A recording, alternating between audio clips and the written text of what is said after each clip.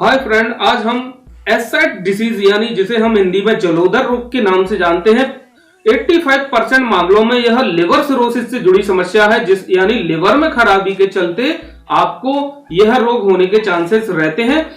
बाकी 15% जो मामले हैं यानी लिवर के अलावा जैसे कैंसर से जुड़ी यानी मैलिग्नेंट की समस्या, अगर आपकी आंतों में जो पानी भरा है यानी वो आप उसको यानी केवल आम पानी मान रहे हैं, पर वो एक तरीके का कैंसर युक्त पानी है यानी कैंसर का एक प्रकार है, तो ये गंभीर स्थिति होती है। इस तरीके के पेशेंट को बचाना बहुत ही ना के बराबर होता है, यानी 1% चांस होते हैं इस तरीके के मरीज को।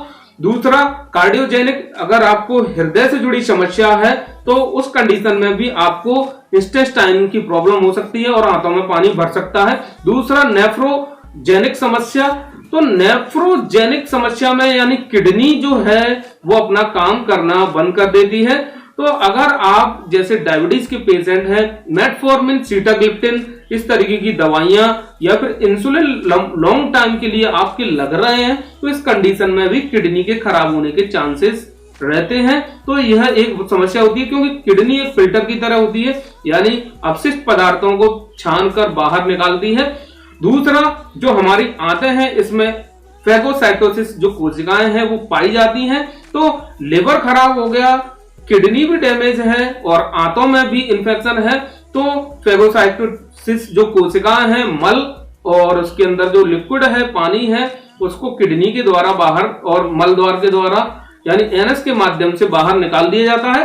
तो पानी ये आम पानी नहीं है, क्योंकि पेट फूलना दो तरीके का होता है। जैसे या तो आपके अपच हो गई, पेट में गैस बन रही है तो उस कंडीशन में भी पेट फूल जाता है, या फिर आपके अंदर यानी फैट ज्यादा है और आप इस तरीके की डाइट ले रहे हैं कि मोटापा आपको ज्यादा है, तो उस समय भी आप तो इस तरीके के मरीज को ठीक किया जा सकता है। पर यह मरीज में उसके हाथ पैर तो नॉर्मल होंगे और उसका पेट है वो अजीबोगरीब तरीके से उसका बढ़ेगा, उसको भूख नहीं लगेगी और वो बढ़ता ही धीरे धीरे जाएगा। तो इसमें क्या है, हमें प्लूरल फ्लूइड टेस्ट करना होगा। तो इसकी जो रेट होगी कम से कम 350 रुपए, यानी 4 साल पहले इसकी 350 रुपए प्लूरल फ्लूइड टेस्ट। इसमें क्या होता है, जैसे किसी की आंतों में ये इस तरीके का पानी भरा हुआ है तो सिरिंज के द्वारा उस पानी को निकाला जाता है। निकालने के बाद लैब में भेज दिया जाता है।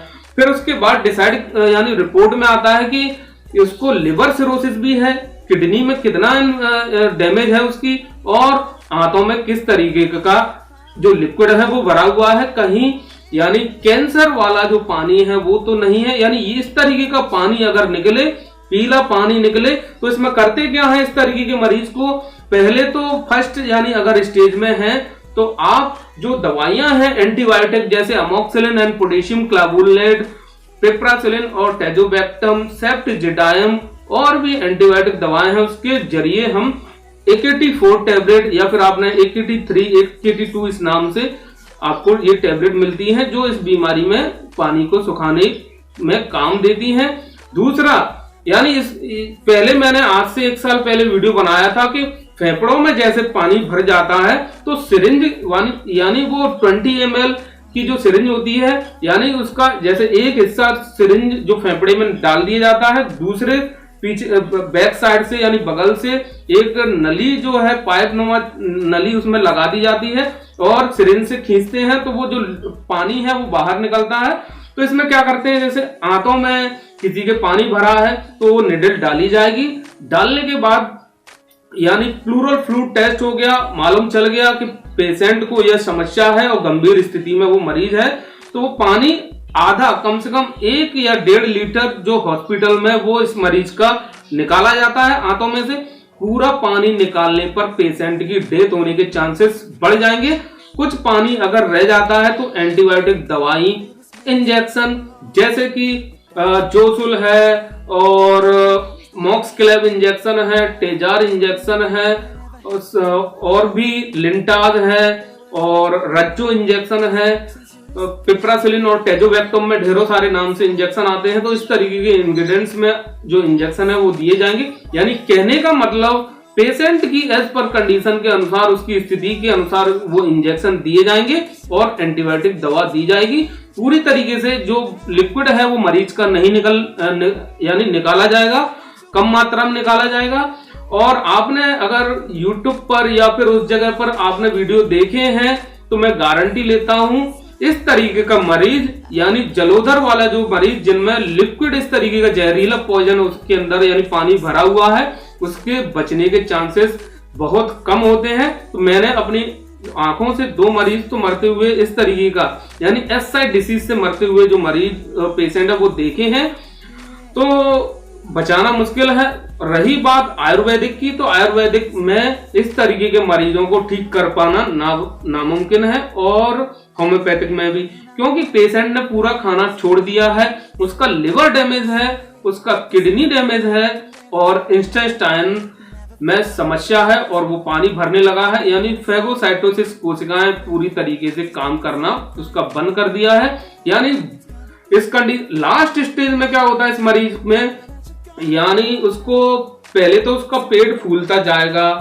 अगर आपने सही शुरुआती समय में अगर इसका ट्रीटमेंट करा लिया तो ठीक है। अगर ट्रीटमेंट आपने नहीं कराया, यानी अगर आपने जो डॉक्टर बेहतरीन डॉक्टर हैं, पेशेवर डॉक्टर है, उसके पास नहीं गए, पैसे की कंजूसी आपने करी, तो मरने के पूरे चांसेस है, कोई बचाने वाला पैदा नहीं होगा, क्योंकि इसमें लिवर डैमेज, किडनी डैमेज और इंटेस्टाइन तो पूरी तरीके से यानी जो पॉइजन नुमा जो पानी है वो भर जाता है। और भूख न लगने के चलते भूख पेशेंट को उसी कंडीशन में, यानी वो खाना बिल्कुल नहीं खाएगा, महीने भर के अंदर इस तरीके के मरीज के डेथ होने के चांसेस 99% होते हैं। तो अगर इस तरीके का मरीज आए तो आप जबरन ट्रीटमेंट ना करें, उसका प्लूरल फ्लूइड टेस्ट कराएं और बेहतरीन हॉस्पिटल में जाने के लिए उसको सलाह दें। और जैसा कि आपने क्रिकेट में देखा होगा कितने अच्छे अच्छे महान बल्लेबाज होते हैं, अगर बाउंसर बॉल आती है तो वो उसको छोड़ देते हैं। यही समस्या जो अच्छे काबिल डॉक्टर हैं, अगर आपको मालूम है हम इस तरीके के मरीजों को ट्रीटमेंट नहीं कर पाएंगे और बचना नामुमकिन है, तो आप जबरन ट्रीटमेंट ना करें, इससे इमेज में डैमेज होती है और आपकी क्लिनिक या हॉस्पिटल का नाम भी बर्बाद होता है। तो बस आपको समझ में आ गया होगा। और इस तरीके के जो मरीज हैं, तो अभी समय बढ़िया चल रहा है कोरोना का, आप फ्री में भी इलाज करवा सकते हैं। अगर आपकी कोई अगर इस तरीके की जुगाड़ है हॉस्पिटल में, तो क्योंकि आप देख रहे हो कोरोना का फ्री ट्रीटमेंट चल रहा है, आगे भविष्य में अगर इसकी मेडिसिन बन जाती है तो इसका खर्चा शायद मेरे ख्याल से लंबा आएगा। तो इसका भी खर्चा मैं आपको बता दूं, तो अगर आप मान के चलिए किसी प्राइवेट हॉस्पिटल में एडमिट हुए, यानी एसाइड डिसीज वाला जो मरीज यानी जलोदर जिसके पेट में इस तरीके की समस्या है, तो मान के चलिए 50,000 रुपए कम से कम आपका 5 दिन का खर्चा आ जाएगा। अगर इससे भी बेहतरीन अगर आप दिल्ली में एडमिट हैं, उसमें जैसे अपोलो हॉस्पिटल है, इस तरीके के हॉस्पिटल में आपने क्लास 1 यानी क्लास टॉप 10 में जो हॉस्पिटल आते हैं करा लिया, तो 5 से 10 लाख या 15 लाख रुपए तक का खर्चा आएगा। उसके बावजूद भी पेशेंट के बचने के चांसेस कम होंगे। धन्यवाद।